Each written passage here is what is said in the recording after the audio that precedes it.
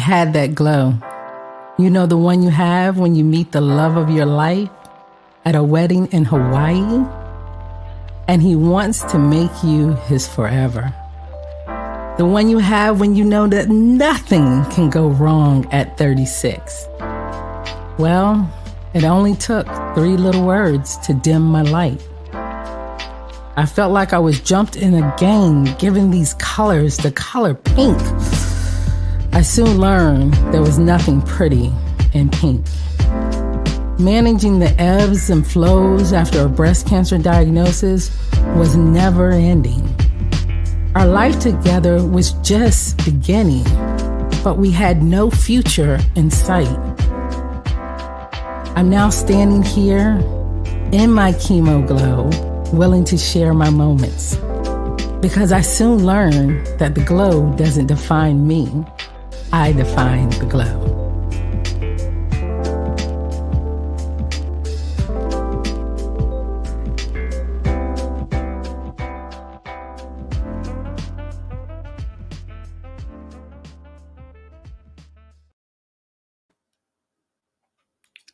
Hi guys, welcome to Chemo Glow, where the glow doesn't define me, I define the glow. Thank you so much for joining me today.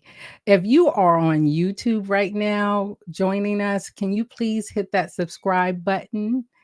If you're on Facebook joining us, make sure you let me know in the comments that you're coming from Facebook. So YouTube, Facebook, and of course, Instagram.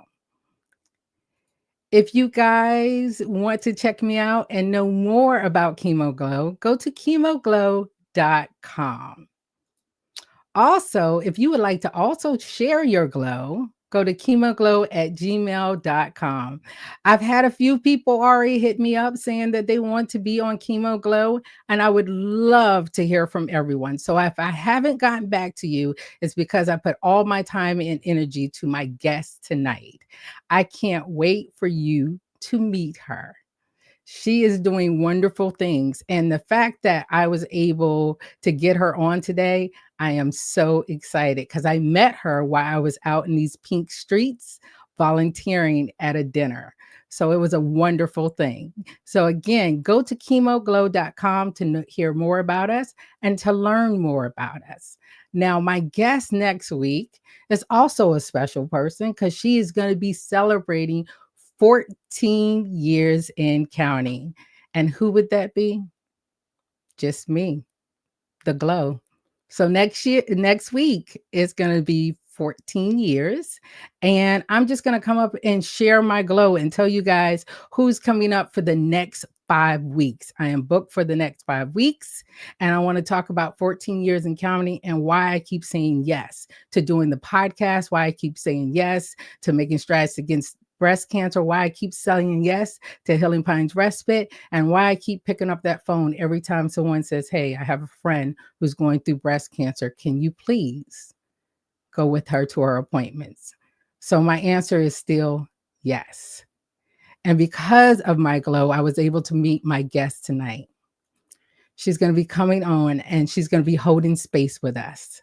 I really, really am excited about her new book. And I wish this book was out when I was diagnosed at the age of 36. It's the Young Breast Cancer Guide, Your Story and Mine. It is a compact guide. And guys, I had to wait on it. So I was waiting on my book to come in. But guess what? I went on to Kindle. I got it on. I read it because it was released on March 18th. And we're going to hear from the author herself and a young breast cancer survivor. Let me go ahead and bring her on. Hey, Erin, how you doing? Hey, good. How are you? I'm good. It's 8 o'clock at night, isn't it? It is 8 o'clock at night. Man, thank you so much for joining us. We have a couple of people on. Guys, if you are in the viewing section, go ahead and let us know. Let us know that you're out there. Thank you, Mo, for joining us. Like, I want to know if you're coming from YouTube, if you're coming from Facebook. Show Erin some love tonight because we have a lot to talk about. Erin, Yeah. Again, thank you. So Thank you. tell us a little bit about your book before we start getting into your story. Just tell us a little bit about why you decide to write this compact guide, and it's actually amazing. Thank you so much. I decided to write it. Um, I always wanted to write a book. And then when I finished treatment, I felt like with triple negative breast cancer, you kind of have this like 5-year window of like, Mhm, if it doesn't recur by 5 years, um, the likelihood that it will, it goes like way down. And mhm. so I wanted to use that 5 years to create something that would last, even if I didn't, which I know is kind of morbid, but that's how I think. No, I And love that. I love that you are so honest with your thoughts because you talk about like when you were diagnosed, and we'll get into that. But I think it's on page 7 or 8. You talk about when you heard those words and your kids were outside, and you think about the pictures that you're not going to be in anymore. You think about all those things run through your mind when you hear those words. It's so devastating, and then oh, loneliness just engulfs you. No one else yes, knows what you're going through. yes, Oh, it's hard for people to understand for sure. Yeah.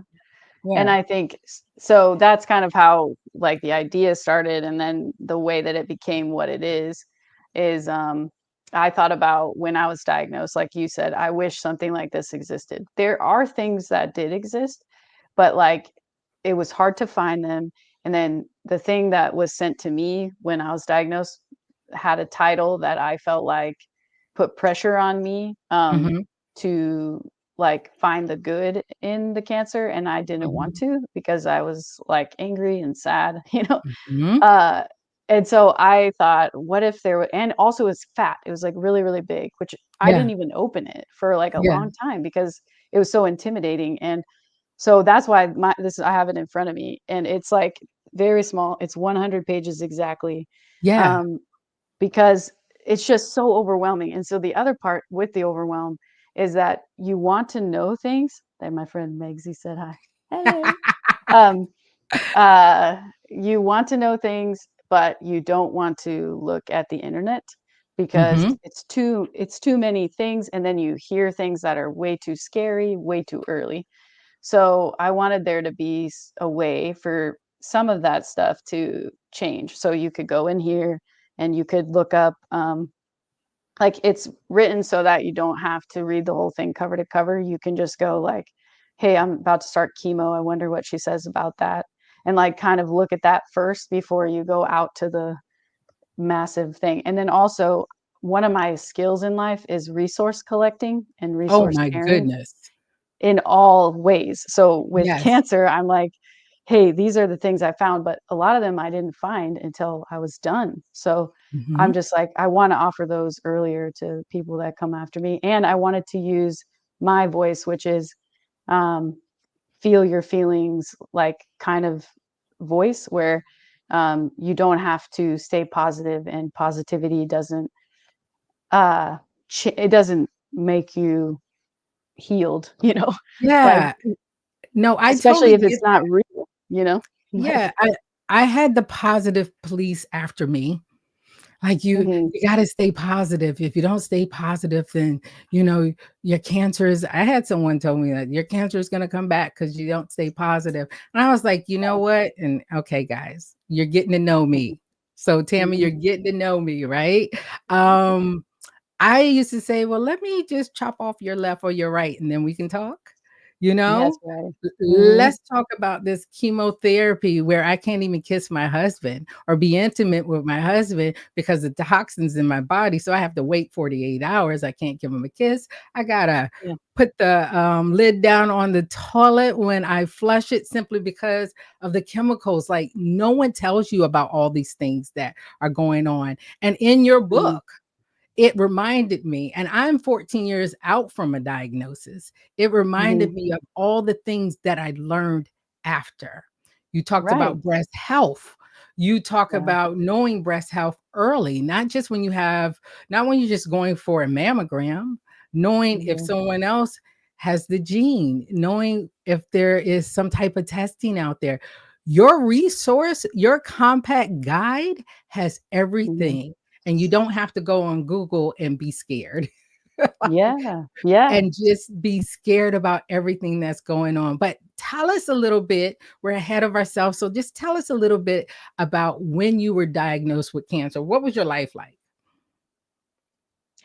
Well, it was fun timing because, it was during the pandemic. So, Mm, it was January 28th, 2021. So, it was the day I went in for my biopsy was the day that they said we should wear 2 masks because the vaccine wasn't out, but they knew it was bad, and so mhm. they had recommended that. So anyway, that's when I was diagnosed. My kids were home.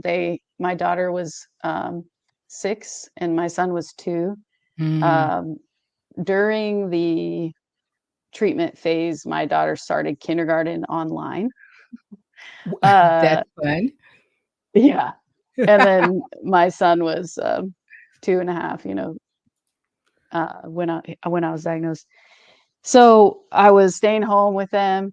Yeah, the Mhm, picture on the left is, right after I was diagnosed before I started treatment, and the mhm. picture on the right is, after everything, um, Oh, and wow. recently. Yeah, I'm wearing the same shirt. I Um, love it but because parenting before, during, and after is so Mhm, different. So you were mhm, still yeah, breastfeeding, right, at the time? I was, yeah. I, was breastfeeding my son kinda long because it was, just a lovely experience. Mhm. Um, so but, yeah, I stopped after I got diagnosed. I didn't have to stop right away, I just, like, my brain just made me, I don't know why. Yeah. I Uh, Well, yeah, you mentioned that in your book, you said, yeah, if you had any advice, it'd be like gradually stop. But your brain yeah, tells you cancer, yeah, you're yeah, relating all this stuff to what your breasts are doing to you because basically they're trying to kill you at that time, right? right, And so totally. you just stop. You Mhm, stop because there's so much going on with you. mhm. Yeah, and the So, thing that was hard about that is that there's a hormone shift, that mhm, happens, and so that happened while I was diagnosed before I started medicine, for anxiety and depression, mhm, and, I was like I could not get out of bed, yeah. so, um, it was not probably the best thing to stop right away like that. Well, the pandemic, they're telling you to do double mask. You Uh-huh, have 2 kids at home, mhm. still breastfeeding. It was snowing that day that you were diagnosed. Your It kids was, were yeah. outside. You're sitting Mhm, on the stairs, and now you have to tell other people, other family and friends about what is mhm. going on with you. And I know that couldn't be easy. Who was the first person you called? That's like I don't even know, but one of my parents, so my parents have been divorced for a long time. That's actually my mom in the Mhm. picture on the left, the lady behind me, and those Yeah. are my local friends that we went through it at the same time. Oh, Um, wow. yeah, and, I mean, we met because of cancer. Yeah. Um, so, uh, what were we asking? Oh, yeah, I don't know which parent I called first, Mhm. but, yeah, one of them, and then I called the other one, and then I called my sister. Uh-huh. Um I But don't know who I guess I called my in-laws. mhm. Um, And did you just recently move to the area near your in-laws? Or who was your support system? yeah, it was my in-laws. I've lived here 7 years now, Mhm. and so I guess, it was 3 years, into the move. Yeah. And Mhm. 3 years into the move and then a pandemic. Right, yeah, then So pandemic, then cancer. did you have to go through treatment by yourself? Like, Yeah, when you yeah. did your husband actually go with you? No, Oh, he wasn't man. allowed to, yeah. Oh my goodness. So going through treatment Yeah. and deciding what kind of surgery to have, and in your case, what did you decide on? What was your treatment?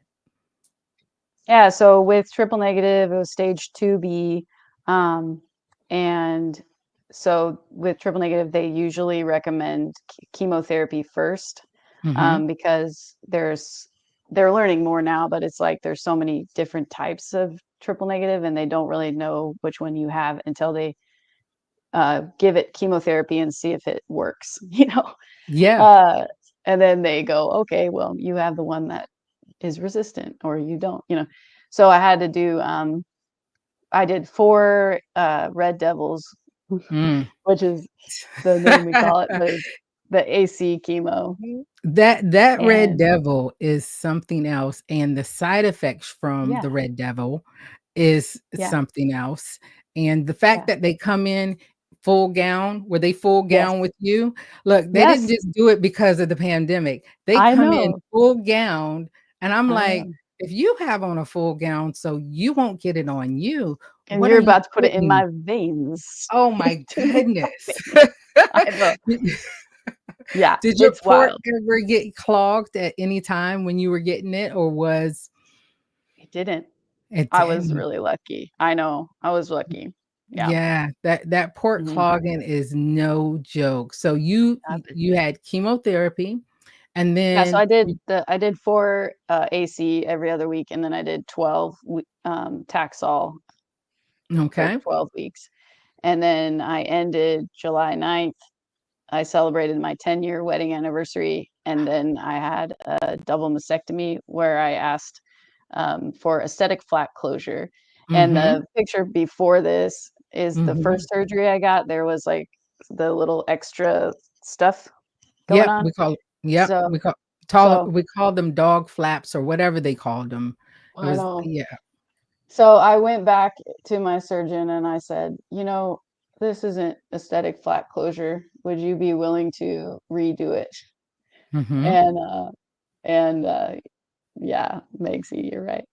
Um, and so I went back 6 months after the Mhm, initial surgery, and I got another one. It was called mastectomy scar revision, and mhm. now I'm totally flat.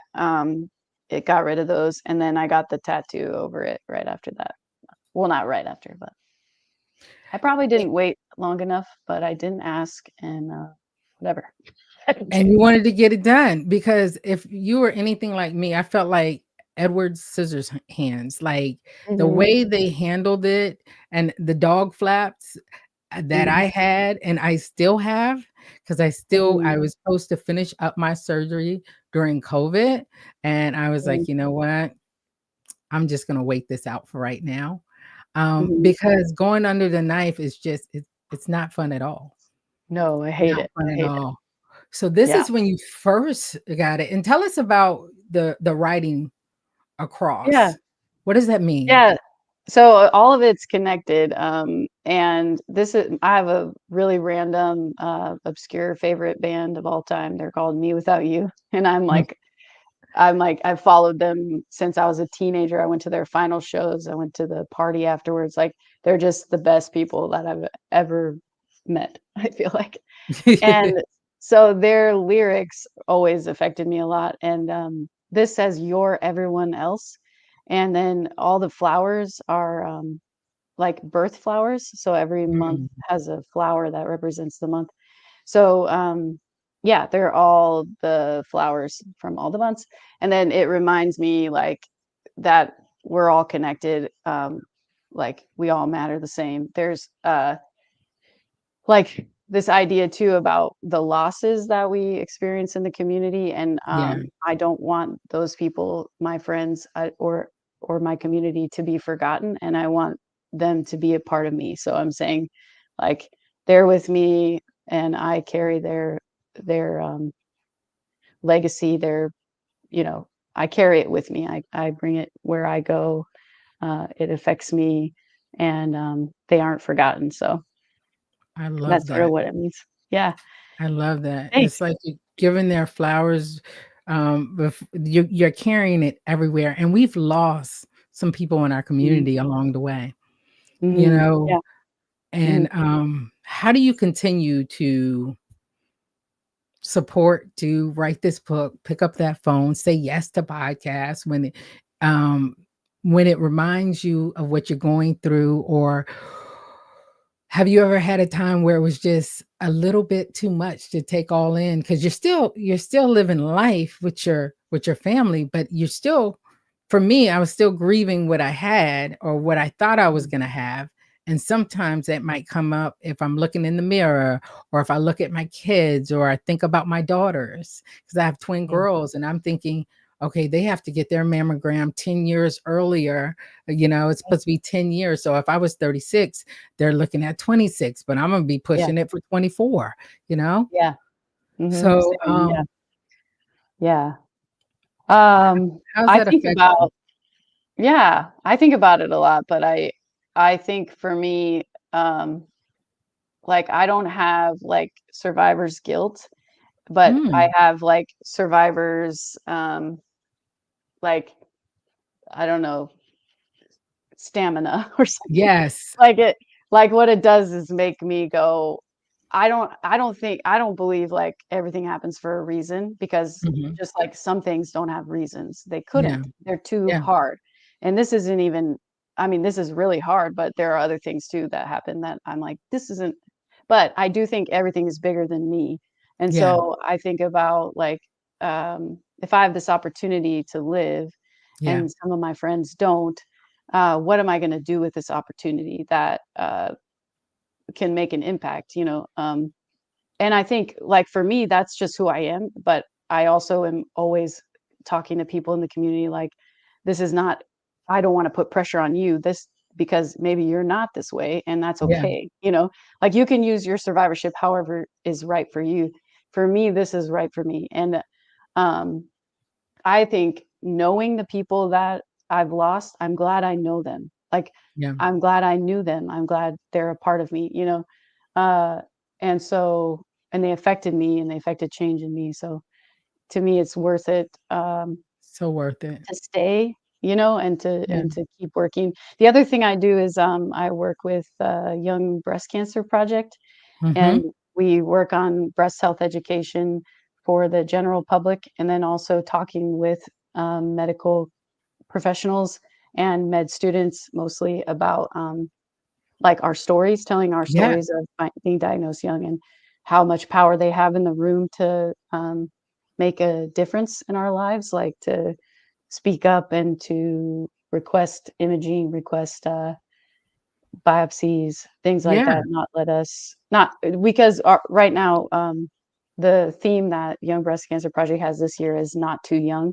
So we yeah. want them to stop saying we're too young and just give us the Did you same get that too? Yeah. They were Well, I mean, like, yeah. "You're too young," For and I'm like, yeah, "But I have breasts, so, right. it can Yeah, happen to me." So right.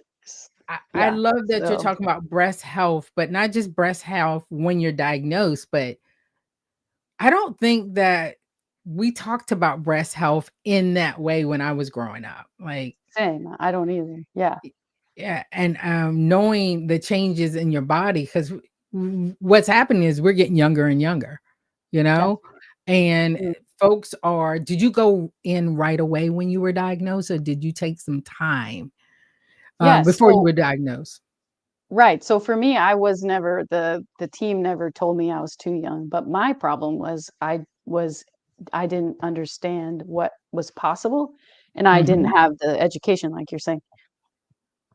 So for me, what I did is I waited to go in because, I didn't I convinced myself that it couldn't be cancer because I was too young, you know? Yes. And so, but then I just kept feeling weird about it. I was like, I better go in. But I also had postpartum anxiety that made me afraid of germs to an extreme level, Mhm. before the pandemic, and then it Oh, got wow. worse. And so it was really hard for me to go to the doctor. Like I was really scared. So, um, yeah. So I waited about. I found the lump in early November 2020, and I went in mid January 2021. Yeah. So, So going in, having yeah. kids, postpartum, dealing with depression, Yeah. having a family, even though folks are there for you, like your family's there for you, your friends are there for you, did you still feel a sense of loneliness going through? Yes. Yeah, I related a lot to I found the 2 authors, Kate Bowler and Suleika Jawad, and I Uh-huh. don't know exactly how you say her name. I mostly read it, but um, Suleika, she wrote a book called Between Two Kingdoms, and she Mm, talks about the kingdom of the well and the kingdom of the sick, and how when you're in the kingdom of the sick, you're looking at the kingdom of the well, and it's not even the feeling of jealousy exactly. mhm. It's just like this feeling of like, I don't know, like you can't just do the normal things that people Yeah, are doing. And it's really hard. It's really lonely. It's a place that only people who have been in the kingdom of the sick can really understand, even when other people outside of it want to. yeah. Um, it's really hard. So And when you yeah, when I you did feel lonely. when you think about that, the kingdom of the well and the kingdom of the sick, for me, it was the little things like you were saying in your book, like missing the time that you can actually put your kids in the car seat, right? Yeah. Go to go to their activities, do things with them. You're restricted, not because you want to, but you're in the Yeah. kingdom of the sick. And Yeah. there's a thin line between getting well, like, because you can feel good in your you can feel good, but your body says no. Right. You think Right. you're gonna have Yeah. the energy that morning because you slept well? Well, this pain didn't ache. And once you're diagnosed with breast cancer, every pain, they tell you what? They tell you, if you feel something, you need to Mhm. call us. And so Yeah. you feel something and it's nothing Yeah. but the anxiety. I say nothing is nothing anymore Yeah, because it's too risky to ignore it, you know? yeah. It's Mhm. way too risky to ignore it. And the folks that you said that you met up with, they Mhm. understand. Now, Mhm. tell me about this group of folks over here, beside the picture with your mother and your kids. Mhm.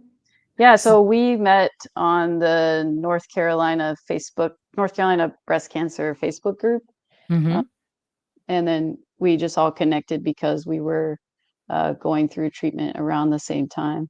I still talk to the 2 in the front briefly, mhm, like, not a ton, and then yeah, the girl that's sort of closer to me in the back, her name's Jamila, and her and I have, reconnected recently. We actually I was looking for a new church, and I showed up at one, and I went there from November to now, and uh-huh. I think it was only, like, 3 weeks ago that I realized it's her church. It's not even, like, that big, but so that's really cool. So we've Oh, reconnected, and it's been really good, so yeah. I love that. So your faith is important to you.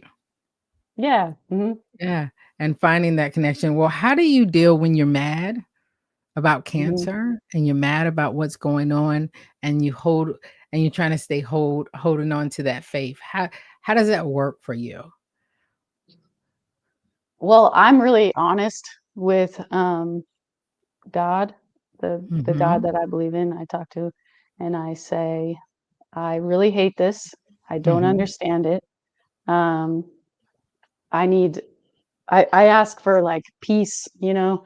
mhm, I feel like I think I find it in people, other people, mhm, and in nature, and in music. mhm, So I think those are answers. A lot of times, like, for prayer, like, I feel like often is an answer.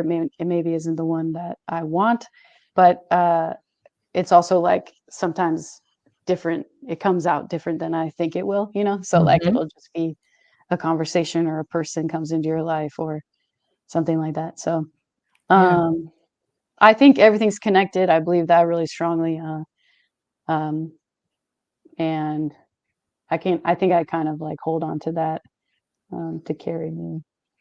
Yeah. I like that, and I like when you said some people come into your life. In your book, you're interviewing some of the people that in walks of l in this walk of the cancer community. You've Yeah. interviewed people. We share a friend, Mhm. Lorelai. Yeah. When I and it's funny because I met her at Healing Pines Respite, and then I met Yeah. you there, and, I just called her today and I was like, "Oh my goodness, the people that you meet in the community, in this cancer community, you're tied, and then when you see each other again, you just have this bond." And I Mhm. like Yes. that in your book, even though you didn't go through reconstruction, you talked to someone who went through reconstruction. Even though you didn't go through radiation, you Mhm. interviewed a couple of people. Like every Mhm. step of the way, you didn't skip. And at the beginning, you said, "I'm not your doctor. This is a Mhm. compact guide." And guys, I'm telling you, when you read this compact guide, everything that you talked about will be helpful.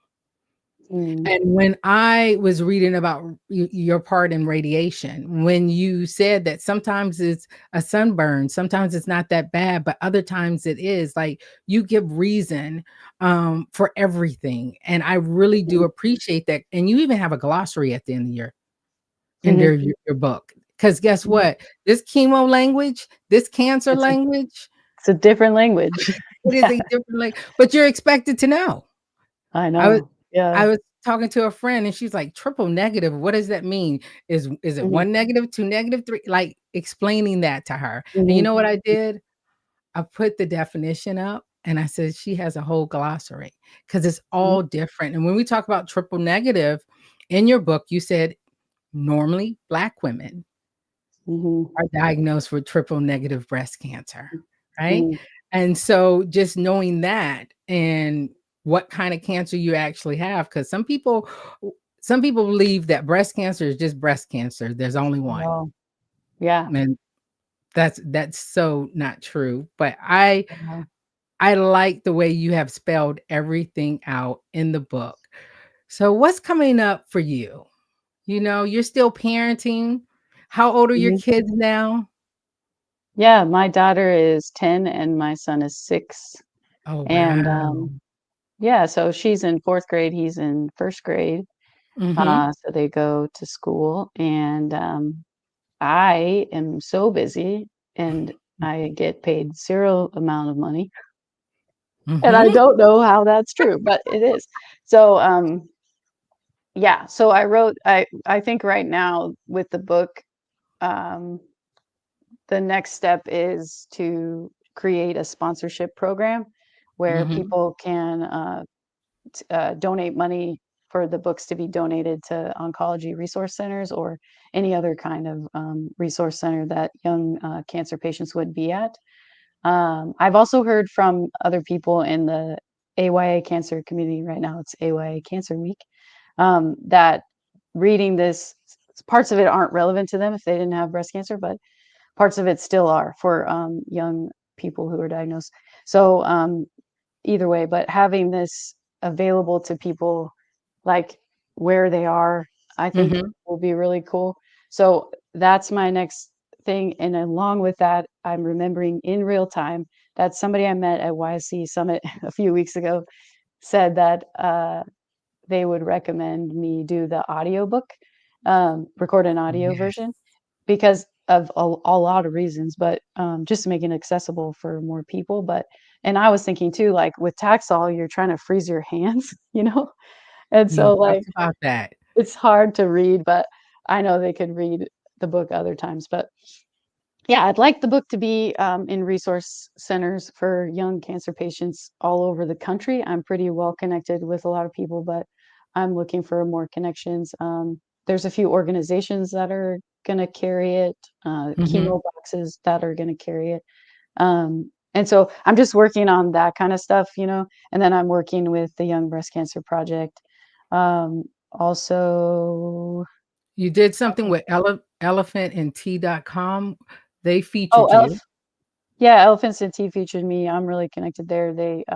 I write for their magazine a lot. They Mhm. have a free print magazine. It's also online, and then they also have resources otherwise. Um, so I've written for them. I write for Wildfire magazine, Mhm. um, and yeah, I become close with April from Wildfire. Um, You're doing so much, and again, in your book, you have different resources, not just for people who are going through, but also for the kids. mhm. Yeah, my And daughter with Kesem, she loves that camp. She's like, "Isn't it so great that you got cancer so I can go to this?" I'm Isn't like, it funny "Yeah, what they it is." feel? My kids say that about the walk, like, "Mommy, is the walk this year? Mm. Mommy this, mommy that," and I was like, "If y'all only knew what I had to do to get jumped into this game." Yeah, seriously, I know.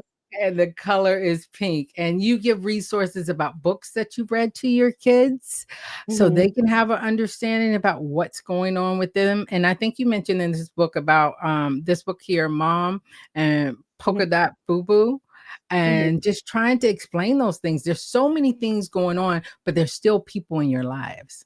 mhm. So if they're Yeah, still in your lives, you have to explain mhm, what's actually going on with everybody. And you have a couple of websites out there. So I'm just throwing them up here. Tell us a little yeah. bit about this one right here. Yeah, so in theory, I would write on this, like, what do they call it? Like a newsletter? Yeah. Um, I would write on it more than I do, but it is the place where I just write kinda like stream of consciousness, concepts that I think of. I think, like, sort of in pictures, and so I try to create some kind of suddenly I'll just have one, and then I'm like, "Oh, I need to write." But, I'd like to write more often, on there. That's what that is. It's for, like and you can it's like people can, put their email in, and then every time I write on there, they'll get an email. Yeah, Um and I have put my email in, so when you do write on there, I will definitely get something. I love that Mhm. you shouted me out on Instagram because you did that. I Yeah, already have people who are, reaching out to me to share their glow. So your yeah. Instagram, you're on, now do you have a Facebook at all? You know, I'm old, I so do. Yeah, I do. So my Instagram is, like, public, and I'm using it mostly for, like, this kind of thing. Uh-huh. But my Facebook is not public, but I don't mind if people add me, Mhm. if I notice, like, when it's a cancer community person and I accept them, Yeah. Um, yeah. And yeah, I'm trying to think think, that's is there anything else that I read about you? Because I did my homework, and normally I do not. But I read I would like when I say normally I do not, I try to make it all about conversation. We met each other at a dinner. You came up to me and was like, "Hi, I'm Erin." And I was like, yeah. "Hello." And tell me, you went to Hill and Pines Respite. What did you do um, at Hill and Pines Respite? Did you do a 2-day respite or did you do Yeah. a 1-day respite? I've only done the one-day one, Mhm. 'cause I don't know, I've been on the email list, like, trying to go to stuff for a long time, and it's just never, like, lined up, so I Uh-huh. hope to do an overnight one, um, and yeah, so I had just done it, and then she told us about the dinner, and Mhm. so I just hopped over there because it was in my town, which is so easy, you It's know? so easy. Well, that Yeah, is a great organization, and I hope that you can yes, actually get in, at the 2-day respite, which we do at Umstead. We have one coming up at the end of this month, and we're trying which to I do live more. next to, seriously, like, it's in my backyard. Are you serious? 'Cause Have you ever been there before? no, Oh my god. It it's is so fancy. it's so look, I didn't go until I started volunteering, so I know, yeah. anytime they say, "Hey, do you wanna come and volunteer?" Do I want to come and volunteer? I'll Of be yes. course I will. I just did one in Charlotte for you. Go to a spa? Yes. But I Yeah, connect so much with the cancer community, and that's why I continue to say yes to all the mhm. things that are going on, and I am just happy that I met you. I'm Me happy too. that I'm you are happy I met holding you. space with me. And guys, if you didn't hear what she was saying, trying to get this in different cancer communities, like in the resource center. I Mhm, want, at 36 when I was diagnosed, everybody was older than I was. Now I'm the old mhm, one at 50, but at 36, if I could have just some of what you had in this book, freezing your hands. You heard her mention that. That's important, guys. And you're thinking about what is freezing your hands? yeah, Neuropathy. Guess what I have? mhm, Neuropathy, yeah, lymphedema, all the things that could have been prevented only if I mhm. knew that I need to put some ice packs on my hands and my feet, Yeah, right? even the thing with Mhm. hair now, it Yeah. wasn't out there when I was going, what is it called with the cold Cold hair? cap. Yep, Cold cold cap. capping. Yeah. Yeah, you Mhm. can keep almost 70% of your hair, but for some, Mm. but not everybody wants to do it because it is a lot, it's expensive, and sometimes you Mhm. can now rent it. So, Yes. But there's also, like, tons of rules about, like, oh, what you can and can't do. yeah, there's Yeah. so many rules to stay alive, Mm. I tell you. Yeah. So One many of them rules. was, like, I remember my friend had dreadlocks, and then, Yep. uh, they offered her cold capping, but then she learned after they offered it to her that she would have to, like, basically shave her head anyways because she couldn't do it with the dreadlocks, you Yeah. know, It and can't stuff get like. through, right? Yeah. So, well, do you have any more appearances coming up that you'd like to share with our viewing audience so they know where to find you? Yeah, am gonna be the Booby Docs interviewed me, Mhm.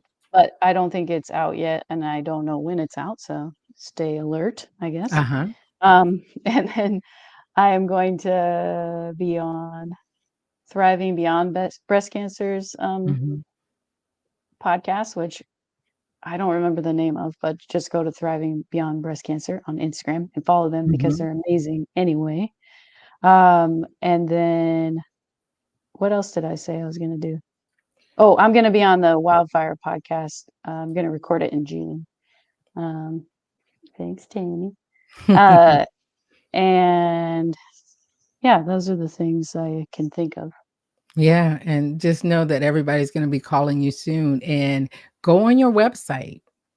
Mhm. Make sure that you guys, you get on the website, you order the books because they need to go on your website to order the books, right? Well, that's an easy way to do it. I was telling you earlier that it didn't work out perfect, even though we did everything we were supposed to do. Um, it's like kind of temporarily out of stock, like pretty much everywhere. But the place where I